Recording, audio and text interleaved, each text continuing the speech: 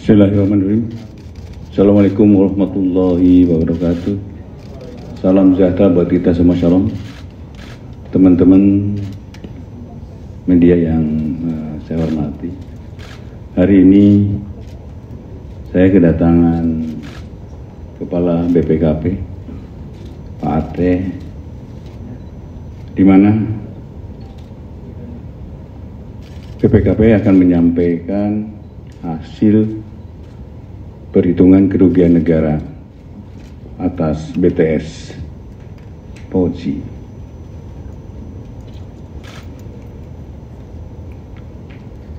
Hasil perhitungannya sudah final dan tentunya kami setelah final perhitungannya kami akan tindak lanjuti ke tahap penuntutan.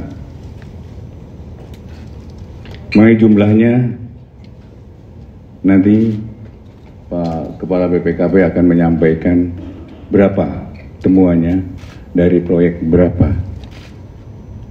Dan untuk itu silakan Pak Kepala BPKP. Terima kasih Pak Jaksa Agung. Assalamualaikum warahmatullahi wabarakatuh. Teman-teman, bahwa kami sesuai permintaan Jaksa Agung Muda Tindak Pidana Khusus Kejaksaan Agung RI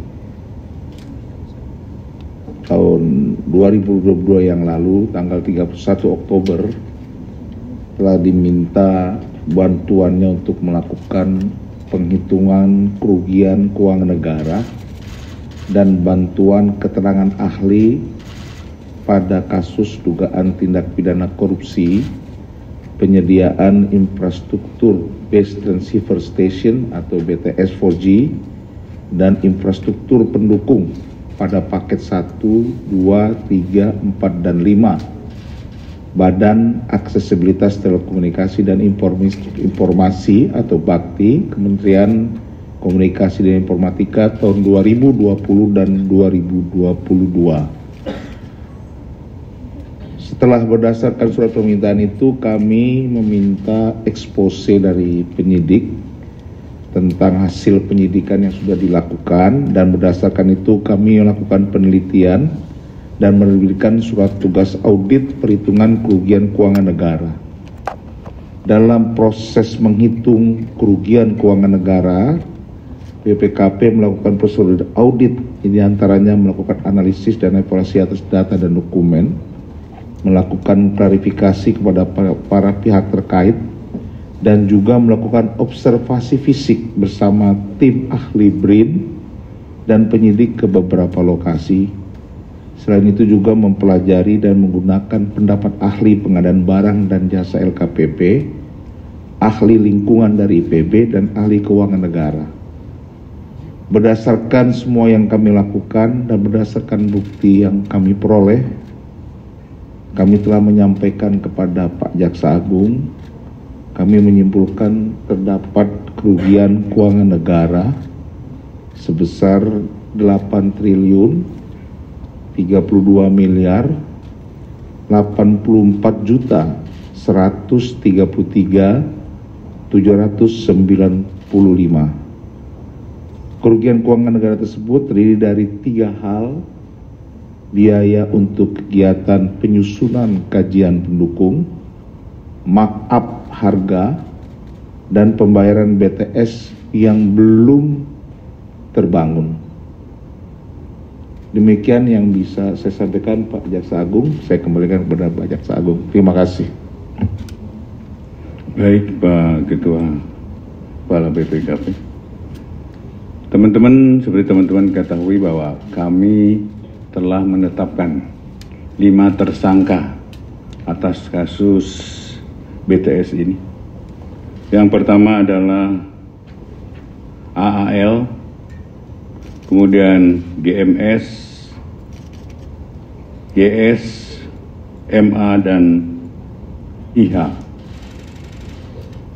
Saat ini penyidikan telah selesai dan kami akan serahkan tahap 2-nya kepada penuntut, Direktur Penuntutan.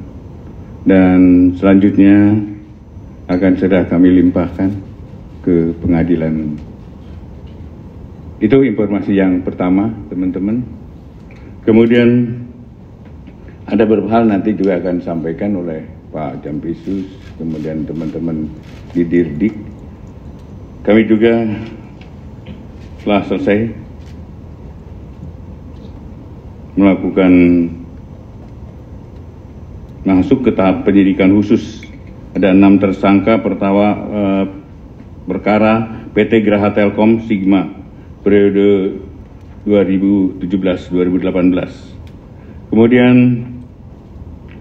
yang kedua, penyidikan perkara tipikor program pengelolaan dana pensiun perusahaan pelabuhan dan pengerukan pada PT Pelindo. Yang ketiga, penyidikan perkara tindak pidana perkara korupsi fasilitas pembiayaan dari beberapa bank oleh Waskita dan Waskita Beton. Yang kelima adalah penyidikan tindak pidana korupsi pada pekerjaan pembangunan jalan tol Jakarta Cikampek ruas 2 Cikunir sampai dengan Karawang Barat. Saksi yang dilakukan atas perkara Waskita ini sebanyak 46 orang. Kemudian berikutnya adalah penyidikan perkara tipikor pada pengelolaan kegiatan usaha komoditas emas. Ini dalam pendalaman terus, mudah-mudahan kita dapat membuktikannya. Kemudian yang keenam adalah terkait rekapitulasi aset terpidana Beni Cokro. Pengembangan dari sita eksekusi ini, kita telah menyita 1.974 bidang tanah.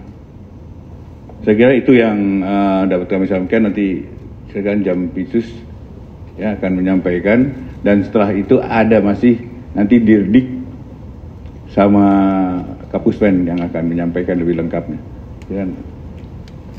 Silakan Pak Jampisus. Terima kasih Pak. Teman-teman semua, sesuai janji kita bahwa kita akan melakukan evaluasi pada forum Expus. Sebagaimana teman-teman semua ketahui bahwa ini akan kita lakukan waktu itu janji setelah Lebaran. Ini sudah kita lakukan evaluasi terhadap semua penanganan perkara. Seperti yang Pak Jaksa Agung sampaikan, dan semua ada progresnya. Kita tetap berupaya khusus untuk menyelesaikan sesuai dari target. Berusaha cepat dan berusaha nanti kita publish semua hasilnya. Termasuk perkara BTS ini.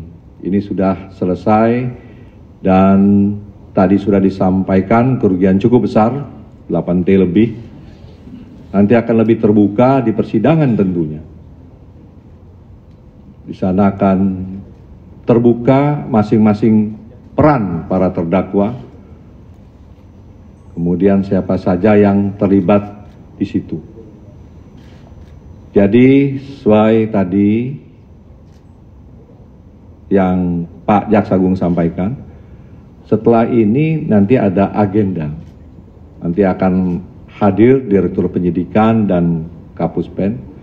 Silahkan teman-teman tanya semua, ya, tidak saja perkara BTS, tetapi semua penanganan yang kita sedang jalani, bagaimana perkembangannya, bagaimana target-target yang akan kita segera selesaikan, terutama perkara-perkara yang menarik perhatian masyarakat.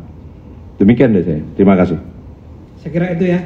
Saya membuka 2 pertanyaan saja. Nanti habis itu kita akhiri karena Pak Jaksa Agung dengan Pak Kepala BPKP ada pemeriksaan dan ada rapat penting khusus terkait dengan pemeriksaan keuangan negara yang lain. Ya, silakan. Saya buka 2 pertanyaan.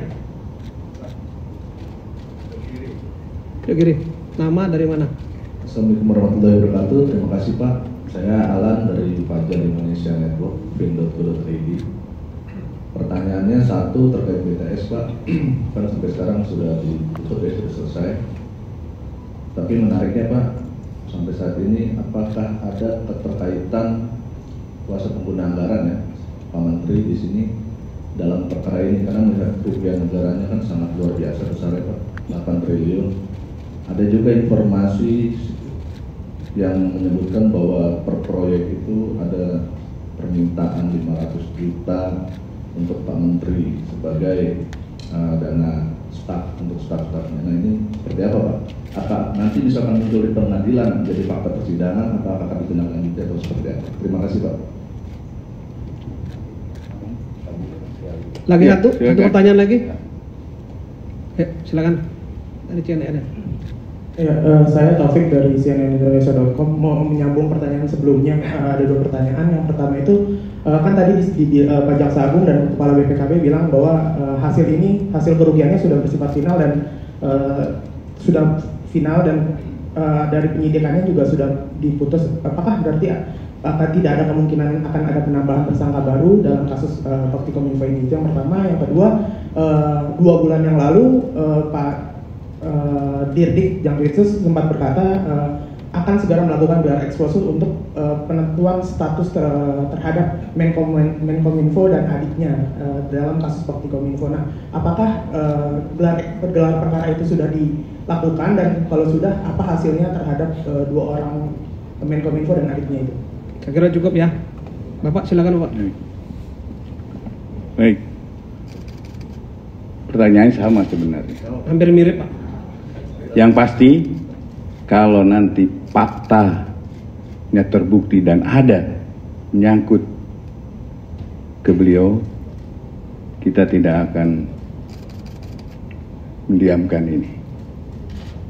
Yang penting penyidik dan ada fakta, saya akan tindak lanjut ini.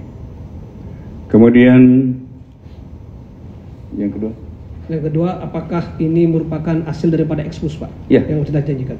Ini kemarin kan sudah ekspos, kemudian hari ini, sebenarnya kemarin kita mendapat hasil perhitungan kerugian negara dan kita akan dalami lagi dan kami akan tentukan. Ini bukan akhir ya, masih ada pendalaman lebih lanjut. Saya kira itu rekan-rekan media ya. Selanjutnya kita akan bergeser ke bawah karena ruangan ini akan dipakai untuk rekan-rekan BPKP dan Pak Jaksa Agung untuk melakukan rapat lanjutan seperti janji saya tadi. Silakan.